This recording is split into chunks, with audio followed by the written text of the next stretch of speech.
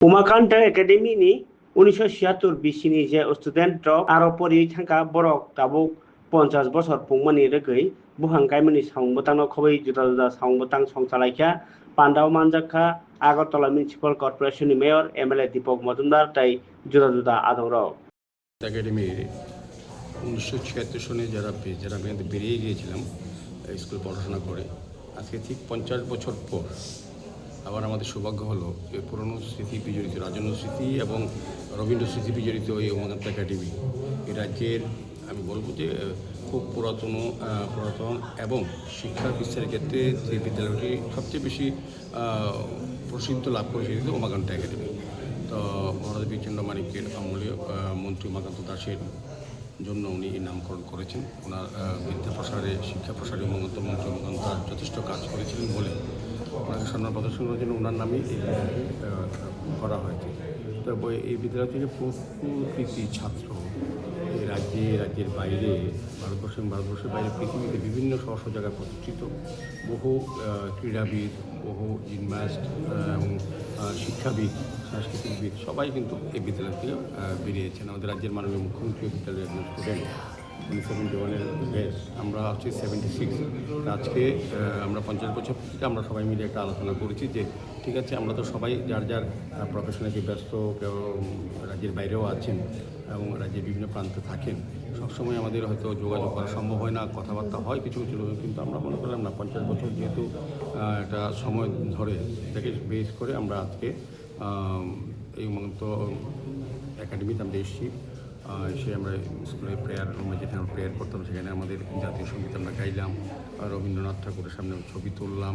আমাদের সমস্ত যে স্মৃতি এই পড়াশোনা চলাকালীন যে আমাদের মধ্যে বন্ধুত্ব এবং যে স্মৃতি ছিল পড়াশোনার সময়, সেটাকে আবার আমরা সবাই পর্যালোচনা করলাম, আলোচনা করলাম। খুব ভালো লাগলো। গতকাল খুব মাতৃপুরুষী মন্দিরে গেলাম পুজো দিতে। প্রায় অধিকাংশ আমরা সহপাঠীরা যারা 1976 ব্যাচ তারা গেলাম, তাদের পরিবারের সঙ্গে যারা এসেছেন তারাও ছিলেন। তারা খুব ভালো লাগলো। মায়ের আশীর্বাদ নিলাম যাতে সমস্ত পরিবাররা যারা আছে, আমরা এখনও জীবিত আছি এই বেসের, সবাই যাতে ভালো থাকতে পারি, সুস্থ থাকতে পারি এবং আমাদের সমাজ গঠনে যাতে অংশগ্রহণ করতে পারি, পরিবারকে রক্ষা করার সঙ্গে সঙ্গে সমাজকে রক্ষা করা, রাষ্ট্রীয় রাজ্যের উন্নয়নে নিজেকে অংশীদার হিসাবে যতদিন পারা যায় অংশগ্রহণ করানো, এটার জন্য আমরা মায়ের কাছে প্রার্থনা করেছি। পাশাপাশি আজকে সন্ধ্যা 6টায় হোটেল সোনারপুরিতে একটা অনুষ্ঠান হবে, সেখানে কালচারাল প্রোগ্রাম হবে এবং আমাদের মাননীয় মুখ্যমন্ত্রী রাজ্যের মাননীয় যিনি এই উমাকান্ত একাডেমির কৃতি স্টুডেন্ট বলবো বা সন্তান বলবো, যে উনি উপস্থিত থাকবেন, ডক্টর সত্যনাথ থাকবেন, পরমানন্দ ব্যানার্জির মধ্যে থাকবেন, যারা 71-এ কয়েকজন যারা স্টুডেন্ট বা প্রাক্তন স্টুডেন্ট নিয়ে আলোচনা হবে এবং আমাদের পৌর্ণিমের কর্পোরেটররা থাকবেন।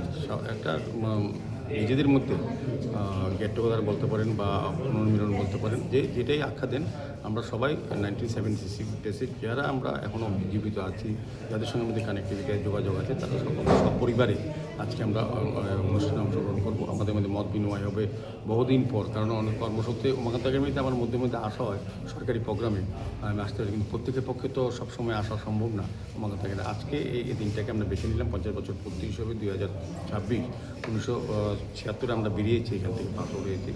তো সেই কারণে আজকে এই অনুষ্ঠান বৃক্ষরোপণও করেছি, এটা স্মৃতি যাতে আমাদের থাকে, সেই কারণে আমরা সবাই মিলে আজ বৃক্ষরোপণ করেছি। পরিবেশ যাতে নির্মল থাকে, দূষণমুক্ত হয় এবং সামাজিক দায়িত্ব কর্তব্য হিসাবে বর্তমান এবং আগামী প্রজন্ম যাতে সুন্দর সুস্থভাবে বাঁচতে পারে পৃথিবীতে, সেই জন্য আমরা বৃক্ষরোপণ করেছি পরিবেশকে রক্ষা করার জন্য।